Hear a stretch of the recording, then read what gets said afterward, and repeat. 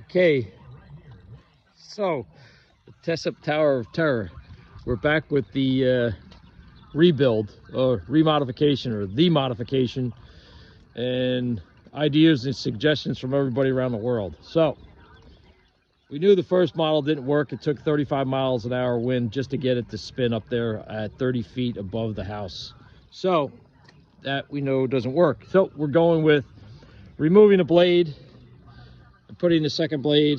Pop riveted, I showed you in an earlier video, 4 of them. Now, to keep these things from being flexi-flexed, like you can see down the other end. So, I was going to use the old, let's see if it'll focus, this solder stuff. It's aluminum brazing, and I actually aluminum brazed the ends together. I just got to sand this down with the grinder. I pop riveted 1/8 inch rivets and strap. Took me a while to figure it out. It was the second try actually, to figure out the distance between the blade tips evenly for all the way around.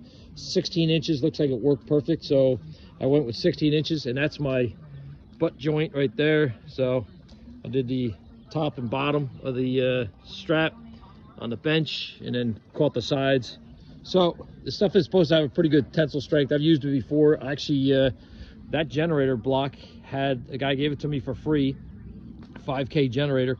The block had blown through because the piston rod gave away because of the oil, lack of, and it blew out the case. I took it back and I actually filled in the whole case holes with this stuff. This one stuff is a Benzomatic. You can get it online from anybody, I guess. So I filled the case, and now I run the thing and got a free generator, but I did the work rebuilding the case and putting a new piston rod in and honing the cylinder, blah, blah, blah. But anyway, generator works fine. I don't need the generator because I have full electric, and that's for somebody to borrow when power goes out. So anyway, this stuff does have a pretty good tensile strength. I'm not worried about it snapping. This is all experimental, so I'm going to spray paint a big E on this thing. So I did the 16 inches to the bend, pop riveted 1/8 inch pop rivets in there, and basically that's it for this. So it's basically one of these. So that's the way that's going to look on there. So shout out to Colin there in South Africa. He put nylon strap between there. The weather around here is pretty harsh. It's probably harsh everywhere according to everybody.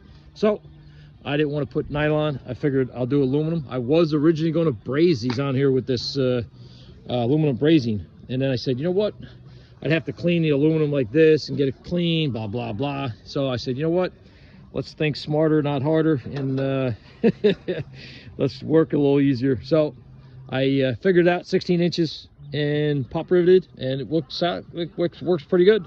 So all the blades are evenly spaced at 16 inches. So I'll post this, and then I'll start on the second one. So it takes one complete strap, 6 feet, and then another 2. So it's actually 8 feet all the way around with 16 inch spreads. So, and that's basically how I came to that point.